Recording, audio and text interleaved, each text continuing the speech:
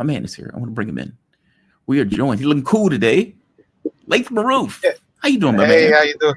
Good, good. We're driving south, so got my No, you're perfectly sunglasses. fine. No, man, It's I pretty appreciate sunny. it, man. It looks very bright outside, right? Yeah, yes. Laith Marouf. He's an award-winning multimedia producer and media policy law consultant. You can find his work on Free Palestine TV or Free Palestine that video if you're looking for it on the internet. Definitely check out his work. He comes out with, I always see him as clips, but informative as always. And again, you're a fan favorite. The audience loves you, so definitely check him out. Thank you for joining me, man. I really do appreciate it. Great to be with you, Jamal. Have you had a chance to review Trump's 20-point quote unquote peace plan for Gaza that him and the war criminal, genocidal maniac Netanyahu basically stood on the stage together and presented that in no way included the Palestinians? Yeah, I did take a look at this toilet paper, and it's clear, obviously, that it's not a peace plan. But we can talk more about it, I guess. Yeah, explain why you make the point that it's not a peace plan. It is a surrender decree. Um, what I would say is, Netanyahu, by the way, already spoke to media in the Zionist colony over the last few hours, and he said that there will be no Palestinian state. So this is what he tells the Israeli media, and that there will be no withdrawal of Israel from the Gaza Strip. So what we can understand from this is that this is an attempt to diffuse the buildup of pressure in the West, and specifically with the quote-unquote acknowledgement of Palestine as a state, which it seems like were actually organized by Trump and the Zionists themselves. If you put it on a timeline, it's clear that the intent of those admittance of Palestine as a state was to strengthen the Palestinian Authority, not about really any acknowledgement of Palestine as a state for real, and to build up to Netanyahu and Trump's press conference, and also add to it the attempted assassination of Hamas negotiators in Qatar. It's clear today with the statement by Qatar, Saudi, Turkey, Indonesia, Pakistan, all of that, supporting Trump's quote-unquote peace proposal, that the attack on the negotiators in Qatar was organized and approved by the Qataris themselves. And another layer to show you how all of these events that we've been seeing over the last few weeks have been, organized to the last little detail is Indonesia signing on to this quote-unquote peace proposal. And we heard in Indonesia a few days ago or last week claiming that it has 20,000 soldiers ready to save Palestine. Even the theatrics of the president of Colombia in New York have to be put in this context, because remember, Colombia is still a vassal of the United States. Colombia is still the number one cocaine exporter, meaning CIA's funder in the world. And Colombia is still undermines Venezuela and Maduro. So the theatrics of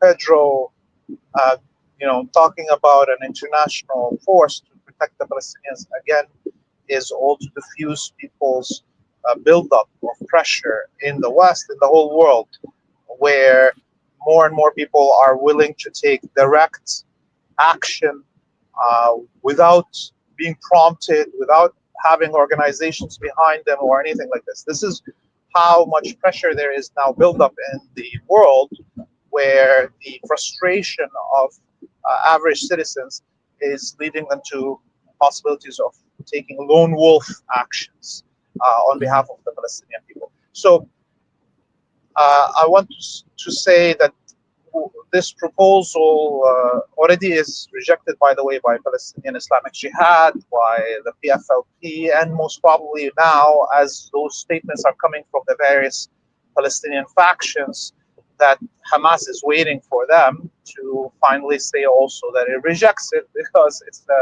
it's a proposal of subjugation, slavery for the Palestinian people, and humiliation and surrender. So the genocide will continue. There will be no international force that will come to the aid of the Palestinians other than the axis of resistance. And I would even go further and say probably the flotilla that we are seeing coming supposedly closer and closer to Gaza will be slaughtered and sunk, and people will be killed. And that Turkish government that also now approved Netanyahu's and Trump's peace will not come to the defense of its own citizens on those ships even, and will consider them that they got rid of some radicals that may have bothered the sleep of Erdogan. So this is not a peace proposal. It's a proposal to humiliate, to subjugate. And one last thing I would say is that this is part of the psychological warfare that the West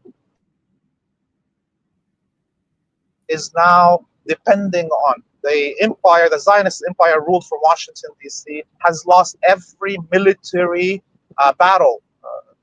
So military warfare, the U.S. lost it, Israel lost it in Lebanon, in Gaza, in Iran, in Yemen.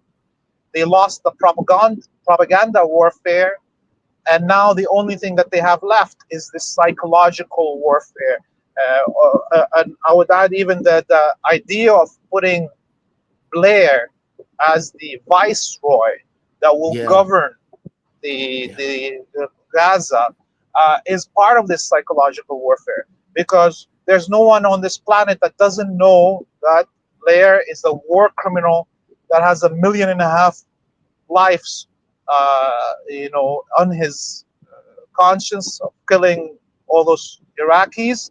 And to choose him, the only purpose of it is to say, rub it in the face of the Palestinians, the Arabs, the Muslims, that Zionists can bring you a butcher right in your face that everybody knows will be the one that's going to govern Gaza, just as part of this psychological warfare.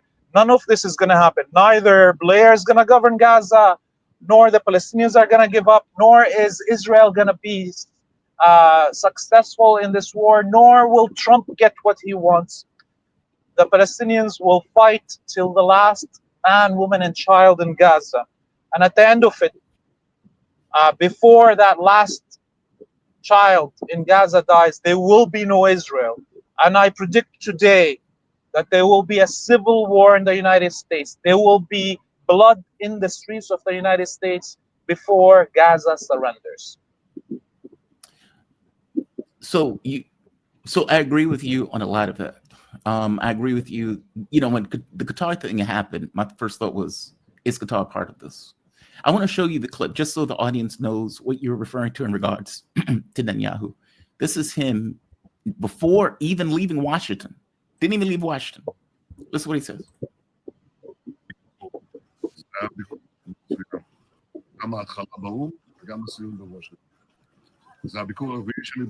I'll read it for the audience just because he's speaking in Hebrew.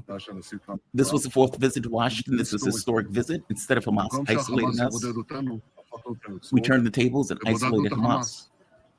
Now the entire world, including the Muslim world, is pressuring Hamas to accept the terms we set together with President Trump to release all the hostages, both living and deceased, while the IDF remains in most of the Strip.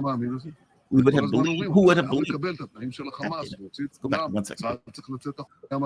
Who would have believed this? After all, people were saying that you must accept Hamas's terms and get everyone out. The IDF should withdraw, Hamas can recover, and it can also rehabilitate the Strip. No way, that's not happening. On the contrary, President Trump added that if Hamas refuses, he would give Israel full backing to complete the military operation and elimination.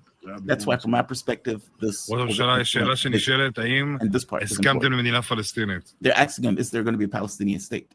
He says, absolutely not. It's also not written in the agreement, but there is one thing we did say, that we would strongly oppose a Palestinian state. So this idea that this is some pathway to a Palestinian state in the way that the people are talking about it is nonsense. He says, all right, absolutely not. And we're not removing the IDF from the Strip. You're right. It's a pressure release valve. It's all of these countries have effectively, or the public in these countries have gotten very angry, very agitated, and these countries are trying to find a way to bring down the hostility, and this is the way they think they could do it. Hey, by the way, we have a plan, and in 50 years, they may get a Palestinian state. It's like, yeah, no, not at all. Why do you think the Arab states agreed with this? I understand why Europe agreed with it. Why did the Arab states agree with it? Look, all of these states are not actually states. They're vassals. Even Indonesia itself. Indonesia of being a sovereign right after World War II when it was governed by Sukarno. And the United States organized a bloodbath in Indonesia where over 6 million people were killed, mainly communists. And Sukarno was assassinated, and Suharto was brought in to lead it into fascism. Okay, the Saudi Wahhabi cult was imported into Indonesia right after, because Indonesia was mainly either Sufi and or actually even part of the the same sect that we have in North Yemen. Okay, so there was no everything that we see here, all these countries didn't agree to something. They're just all this talk by Qatar, by Turkey, by Pakistan about Palestinian rights and so forth was all a ruse to diffuse the pressure in their own populations, but also to hide the fact that their own elites are collaborating since 1920 something with the Zionists. Okay, and add to it another layer here.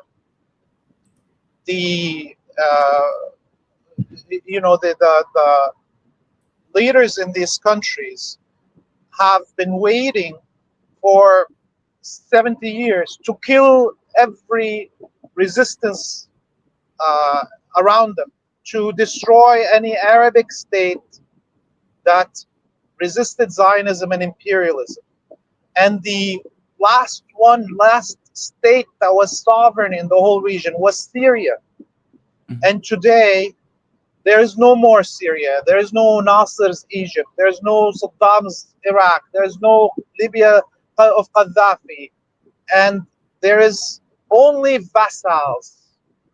And now they feel that they can have the courage to say the things as the master wants them. They don't need to anymore double speak pro-Palestinian and work against Palestine under the table. Now they can do it openly, because in their mind, there's no more challenger after the assassination of Sayyid Hassan Nasrallah, after the destruction of Syria, after the assassination of the leadership of Hamas. This is what they believe, these vassal leaders in these Arabic and Muslim countries. And this is what Netanyahu believes. This is what Trump believes. They believe that they got rid of all of their main opponents for the first time in 80 years. There is no heavyweight leadership for the resistance as they see it. Of course, in my mind, this is all a delusion, because our people here in this region have birthed resistance under the worst conditions possible, and have resisted for these 80 years, 100 years, under unimaginable conditions. No other region today still resists, and have resisted continuously for 100 years. Even when, with all my love to my Latin brothers and sisters, Cuba didn't start resisting until the 60s and still is an anomaly. Venezuela didn't appear on the map of resistance until the 2000s. With all my respect to all my brothers and sisters in Africa, where is the resistance there? Still, the resistance is alive today under these conditions, because we know, we here have a belief that we are responsible to save humanity as a whole. The fall of Palestine will not be the fall of Palestine, it will be the fall of humanity as a whole. If there is no resistance in this region, there will have never been a revolutionary Cuba, or revolutionary Venezuela, or revolutionary anything in Africa or Asia. If the Arabs gave up 100 years, I can all this shitty posts by people that claim to be anti-imperialists, anti-colonialists, that are talking down at Arabs. You better come down to the ground and kiss it under the feet of Arabs that are still resisting today under these conditions. You better come down and beg the children of Gaza and the children of Lebanon here for the honor that they're holding for all of humanity, while you all gave up. No, there is Vassal Arab leaders, and they do not represent us, and we still say they don't represent us. Show me such resistance in any other region in the world when you want to criticize Arabs and Muslims for their failures. So it is important to put these things in context. Yeah. No, that's powerful. That's powerful. The leaders themselves, the public doesn't back them on this stuff, though, right? I mean, like the publics in Saudi Arabia, in Qatar, et cetera, et cetera. I mean, part of the reason that they were putting on this act, this theater, was for their own local domestic populations. So there's no internal resistance in those countries against what the leadership in those countries are doing. Yes, there is no internal resistance in these countries. Those peoples in Egypt, with all my love, in Turkey, with all my love, have been neutered. There is not only the dictatorship that controlled these countries and massacred tens of thousands and hundreds of thousands in Turkey and in Egypt, for instance, for decades, but there was also the lost generation of the quote-unquote Arab Spring, the Arab Autumn, where a whole generation was led astray by Al Jazeera and Obama, and wasted all their energy to remove one vassal dictator to appoint another vassal dictator for the West, and then diffuse the energy that was building up in a whole generation. Those countries, unfortunately, the people there have been beaten down. Beaten down. It's not like the Egyptian poor man wants to give up on Gaza or Palestine, but they're scared. They're scared. There is right now in Jordan close to 6,000 political prisoners since the beginning of the Aqsa flood. 6,000 that nobody cares about. You know, just a few days ago, 2 Jordanian citizens went down to the border with the Zionist colony and shot Israeli soldiers. This story didn't carry, by the way, not even in most of the revolutionary media in the West. Nobody cared about it. But this is happening. This is happening. And the people in Gaza are not giving up. The people in Lebanon are not giving up. The people in Yemen, the people in Iran, and that is enough. I tell you, the children of Gaza, the children of Yemen, the children of Lebanon will liberate Palestine with or without anyone's help. It's not like we've had help for the last 100 years from anybody. Even the goddamn Soviet Union sold us in the middle of the 1973 war. Under, they're too scared to face off. Even Mr. Putin, if then Mr. Putin sold Syria, it doesn't matter. Syria will come back with or without Russia. Even China today has a responsibility to end its trade with a Zionist colony, to end its control of the Haifa port. China should stop building the trains and the subways in the Zionist colony. But I don't care if they do or not. We will liberate Palestine.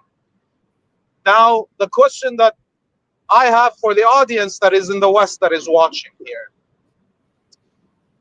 are you more docile than the Saud citizens or the Egyptian citizens? When is the last time a European people rose up in a revolution? Or are you just all toilet paper yourself?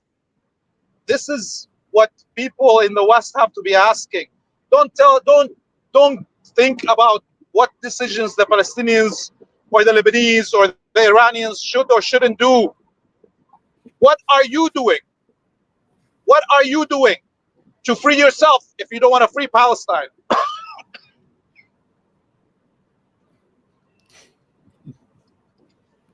You think there's going to be a civil war? There hasn't been.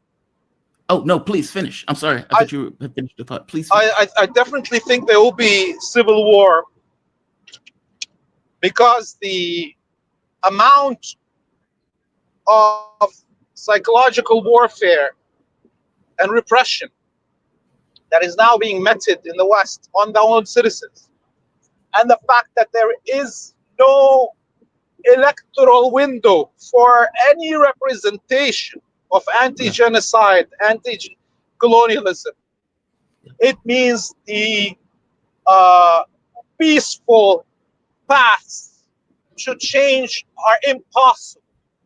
And we can see that a whole generation in the West is discovering this.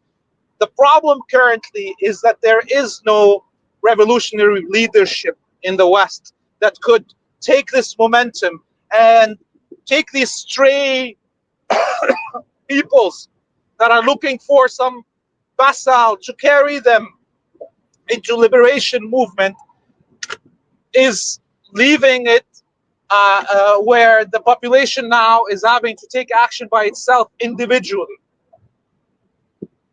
which could be a blessing. One reason it could be a blessing is with this mass surveillance right now, it's practically impossible to organize collectively. Yeah. And so the only successful actions that we saw right now in the West are ones that were taken by small groups or individuals alone, like Elisa Rodriguez, who is rotting now in American jails for liquidating true filthy Zionist workers in the Israeli embassy in Washington, D.C. There should be Elias Rodriguez everywhere in the West, everywhere. Every day there should be another Elias Rodriguez that by themselves takes action. There should be. And if this happens more frequently, the West will be dragged into repression even more. I personally wish Trump becomes more fascist, because number one, the American people deserve it. You're going to get your wish. Full fascism. You're going to get your wish, by the way. Like, you will Number get your wish. Number two, yes. And number two is because fascism is a fire under the butts of people, and they'll move. If there's liberalism, they stay quiet and think that there's a way out. Fascism forces people into radicalism. I hope and wish that every Western state turns into full fascism, because one, as I said, the Western populace deserves fascism. Second is because maybe it will move people into action. This is it. Yeah. Well, you're going to get your wish about the fascism thing. You can see it just in the way that it's operating, even in the level of balance that's taking place. It seems to be escalating. It's ticking up in a way that wasn't there prior.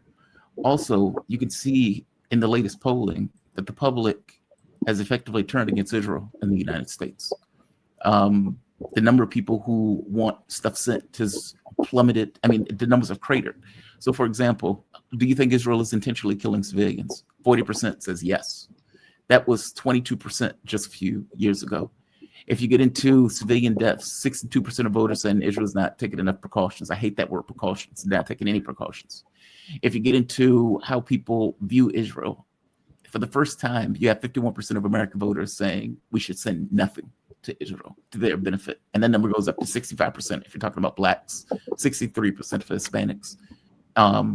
You're seeing a change in the points of view. I mean, look at Italy. Italy was like literally rioting in the streets over the genocide that's taking place. You said something else also, that Israel is going to bomb that boat, the flotilla. That will be, I would argue, the worst outcome for them and the best outcome for any sort of revolutionary movement. Do you think that Europeans who are on that boat, if those Europeans get murdered by Israel, that European states, or at the very least the people in Europe, are going to be that much more agitated because of it? Yeah, the European states will do nothing. You know, there was all this talk. Oh, the Italian Navy is. Well, the Italian Navy left already. They were there to just collect information on behalf of Israel. Yeah. The Spanish Navy openly said they will not be stopping Israeli attacks. They will only be saving people that are drowning.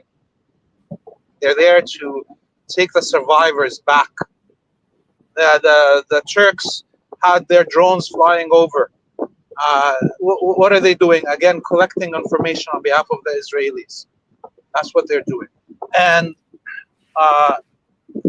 going back to the fact that the only kind of warfare that now the Zionist empire is investing in is psychological warfare, given that they've lost the military and the propaganda warfare. I would say that is almost 100% sure that they will intentionally kill and drown as many people as possible in our face. While the flotilla people are broadcasting from their ships, we will see their death.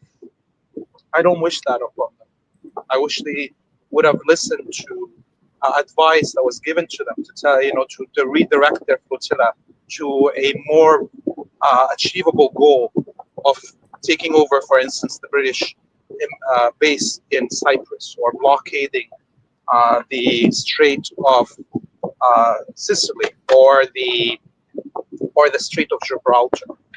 But they will be sunk. They will be killed on live television, and it will be rubbed in our faces. And the Western elite, the Western governments will do nothing, and maybe this will trigger people in the streets of Europe to do something. But up until now, I don't know. I haven't seen any amount of death that triggered anything beyond the lone wolves like Elias Rodriguez.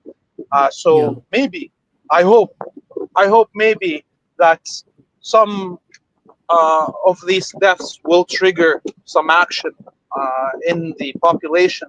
But that action has to be as radical as the genocide is. But up until now, I don't have much hope in Western movements. I hope I'm wrong. I'm going to show you something else also, that the jig is up on this. There's so many fail points where Israel, they are trying to get the world to accept that Donald Trump and Netanyahu are quote unquote trustworthy, and that Donald Trump is going to sit on as a viceroy along with Tony Blair, and that if anything goes wrong, that they are somehow going to intervene to hold back their dog. Nobody believes that. Netanyahu came out And again, he's saying the quiet part out loud. Like they're not even hiding the ball on this stuff. And of course, European states are giving them all sorts of propaganda to make it look as if this is not what you say it is. Easy way. Listen to this. But if Hamas rejects your plan, Mr. President, or if they supposedly accept it and then basically do everything to counter it, then Israel will finish the job by itself. This can be done the easy way, or it can be done the hard way, but it will be done. Just think about that. A man that has been ritualistically murdering children live on camera for the last 2 years is like, well, we'll finish the job. Is it fair to say that if they could finish the job, they would have finished the job? Meaning, if they could have murdered every man, woman, and child, dog, cat, tick, etc., then they would have done that.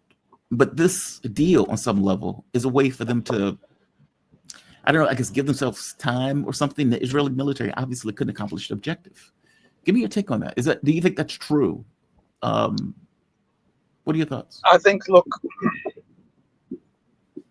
there's been a lot of propaganda over the last 2 years about Zionist military abilities. Capabilities, yeah.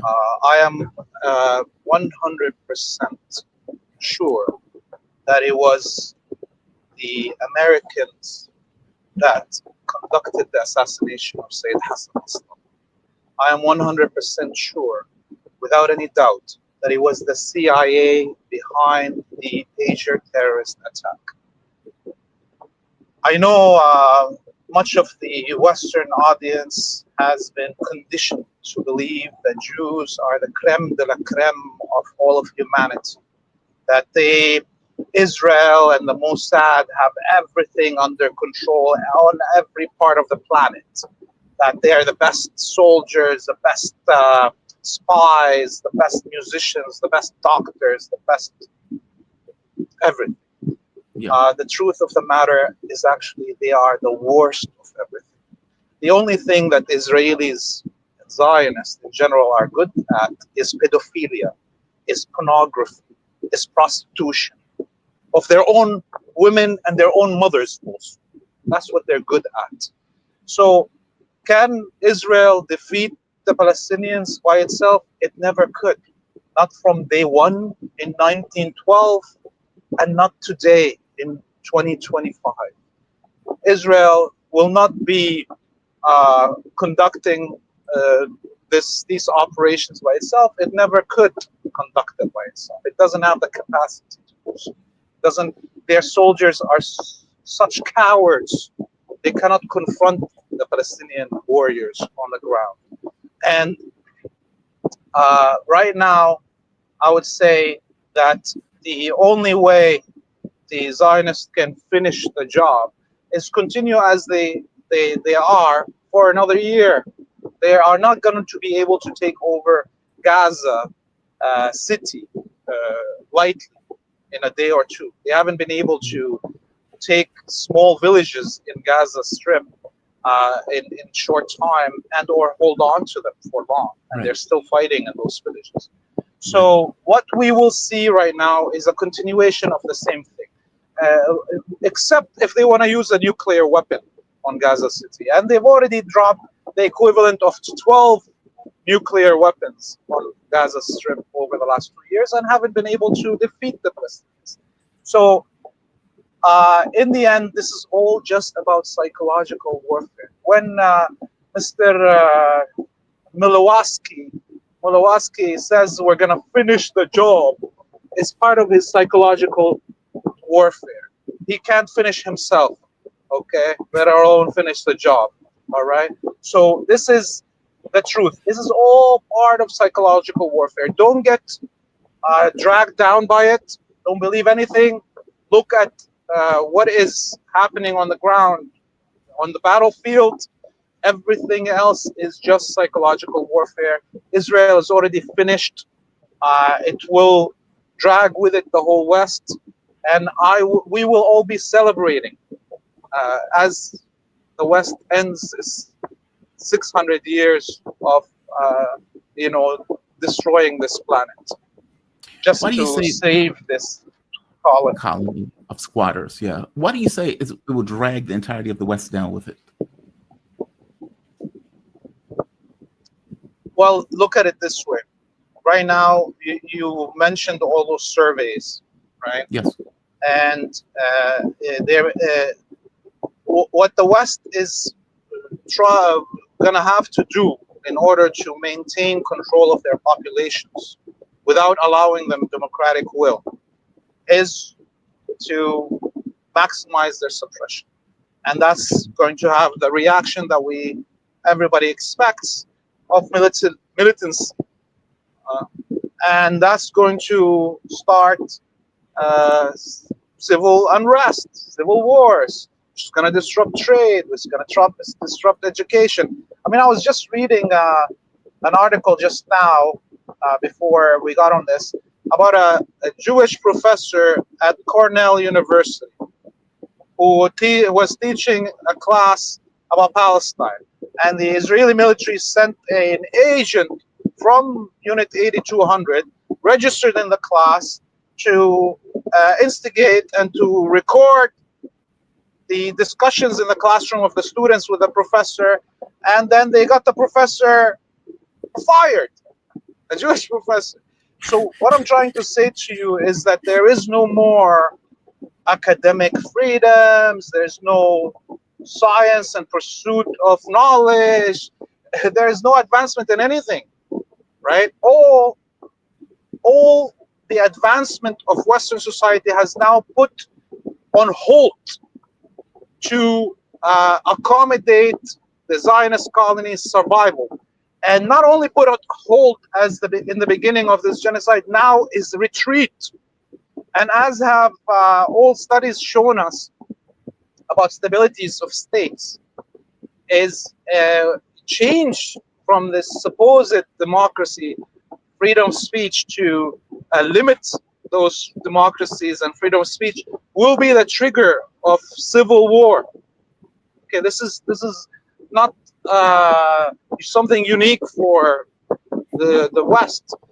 Similarly, if you are a total dictatorship and you're trying to open up a little bit democracy or freedom of speech, that's going to trigger immediately the end of your state. The change that is happening is so drastic that there will be civil unrest. And up until now, we see the Western elite willing to burn down their own countries to maintain the Zionist colony. So I expect it not to change this reality, and we will see civil unrest, most probably civil wars in many of these countries. Tell me something. I've never been to Lebanon, so I've never had the opportunity to visit the country. What are they thinking? Like, when I was in Malaysia, one of the guys asked me, he said, because Malaysia has a large Muslim population. And he says, what are your thoughts on the Israel thing? And I said, they're committing a genocide. Now, his take was, he knows that some Americans don't have that take, and he was curious about mine. I'm very curious about the way the Lebanese are looking at Western governments right now. I mean, the guy is openly talking about trying to have a civil war in Lebanon. They are openly backing a genocide. What are they thinking, just in general, about Americans and how, I guess, we're anesthetized to just evil? Look, I think the vast majority of the population in Lebanon, is anti-Zionist now and anti-American and anti-West. Even those who would support the end of the genocide under these conditions that were being proposed by Trump and Netanyahu would do so saying that because the Americans will kill us all. It's not because they believe that the Americans are right. It's because they now see that the United States and the Zionists are willing to kill all of humanity. And those who agree to what Trump is saying today here in Lebanon is because they're scared. They believe that they're going to get killed. Okay. So obviously, the rest of the Lebanese population is even the ones that are not part of Hezbollah have have now seen what it does it mean to give up weapons, right? And this is why there is now more support for Hezbollah retaining its weapons than even before this war. Okay. Wow. There's also, by the way, a breaking news now story that a Palestinian shot 3 Israelis in Khudr, which is in the north of occupied Palestine, in the Galilee. Okay, so you can see that this proposal. Oh, sorry, inside Jerusalem. Oh, I see. Yeah. So the you could see that any conditions that they're trying to put on Palestinians in Gaza is going to trigger actually more resistance in the other parts of Palestine. And you crush it, one side, another side will come out. They crushed the Palestinian resistance in Jordan in 1970. The Palestinian resistance in Lebanon arose. They crushed the Palestinian resistance in Lebanon in 1982. The Palestinian resistance in Gaza and the West Bank was triggered with the first Intifada. Okay, they crushed the second Intifada in the West Bank. You have full blown out armed resistance in Gaza. You crush now the resistance in Gaza, something will happen in 1948 territories and will arise. And the Palestinians, by the way, in Syria right now are getting killed left and right. Yesterday, HTS Wahhabi death squads entered the refugee camp in Aleppo and kidnapped hundreds of Palestinian men and disappeared them. So this is not something, if they crush all the Palestinian resistance in the region, a Palestinian in New York will do something. Yeah. A Palestinian in London will do something. This is not about Palestinian statehood. This is about liberation. This is about having dignity. We will not be slaves. We refuse to be slaves, even if it means we take down the whole world with us.